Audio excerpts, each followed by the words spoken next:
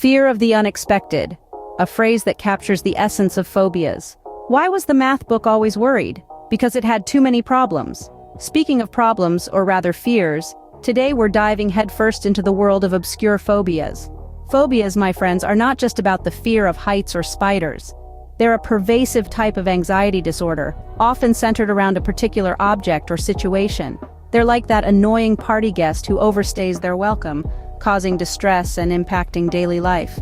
But fear not, we're not here to dampen your spirits. Instead, we're about to embark on an intriguing journey, exploring the lesser-known alleyways of the human psyche.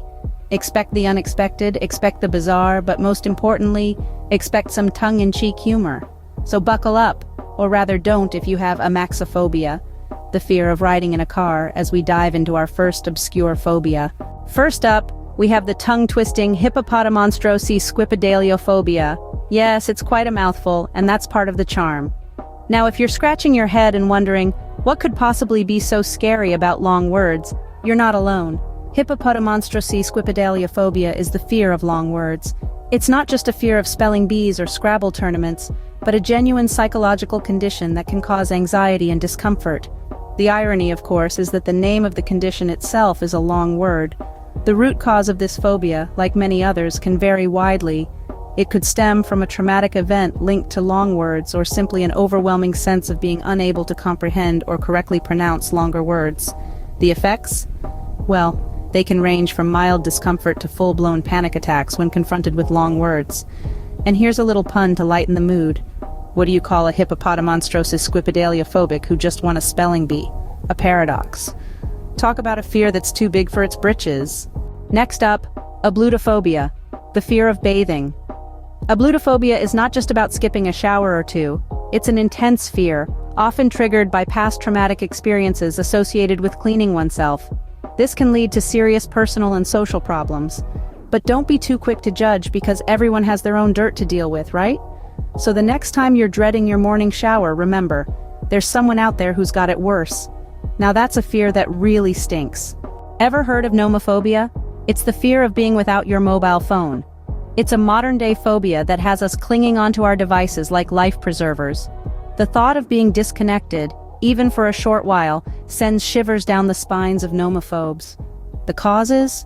Well, our increasing reliance on technology and the fear of missing out, or FOMO, play a big role. But hey, talk about a phobia that's really dialed in. Well, that's one phobia that's got a strong signal. Here's a hairy situation: pogonophobia, the fear of beards. Yes, you heard it right. Some people find the sight of a beard downright unnerving, causing anxiety or discomfort. The root cause can vary, from past traumatic experiences to the fear of germs. It's not about fashion faux pas, it's a genuine fear. So next time you're grooming your beard, spare a thought for pogonophobes. After all, for them, every beard could be a hair-raising experience. Talk about a close shave. Now, we have turophobia, a fear that might make your pizza less appealing. It's the fear of cheese. Quite a cheesy fear, isn't it? It's a real condition, though, often stemming from traumatic experiences related to cheese. Some people fear its texture, others its smell. The effects can be debilitating, with sufferers avoiding social events where cheese might be present. So next time you're enjoying a slice of pizza, spare a thought for the turophobes. After all, that's a fear that's not so Gouda. Finally, we have papaphobia, which isn't a fear of your dad, but the fear of the Pope. Yes, you heard that right. As strange as it may sound, this is a real phobia. And no, it's not limited to those who've been chased by a pope in their nightmares. Papaphobia can manifest in a variety of ways, from mild discomfort at the sight of the Pope's image to an intense fear of Vatican City. While it's easy to chuckle at the thought, it's important to remember that phobias are serious business. Many people with papaphobia experience real distress, and it can be linked to a variety of causes, such as a traumatic experience or a fear of religious authority. So, next time you're planning a trip to Rome, spare a thought for those with papaphobia. They might just prefer to steer clear of the Vatican. Now that's a fear that really masses with you. Have you ever heard of arachibutyrophobia? No, it's not the fear of spiders doing the cha-cha. It's the fear of peanut butter sticking to the roof of your mouth. Sounds funny, right? But for those living with this phobia, it's far from a laughing matter. The texture of sticky, gooey peanut butter can trigger a fear of choking or not being able to swallow, causing real distress.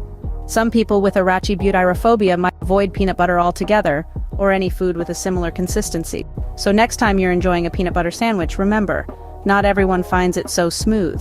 It's a sticky situation that might just leave you feeling a little jammed. Last but not least, we have anatidophobia. Yes, you heard it right. It's the fear that somewhere, somehow, a duck is watching you. Sounds quacky, doesn't it? But believe it or not, it's a real phobia. It's often linked to the fear of being watched or followed, which can be quite unnerving. People suffering from anatidophobia might avoid parks or bodies of water where ducks are common, and even the sight of a rubber duck in a bathtub might send them into a flap. So next time you're feeding the ducks, remember, someone might be quaking in their boots. This one really ruffles our feathers, doesn't it? Just remember, it's not all it's quacked up to be. Well, there you have it, folks. 8 obscure phobias that you may not have heard of. It's okay to have fears, as long as they don't keep you from enjoying the pizza life. Did we miss any? Sound out in the comments below. Thanks for watching.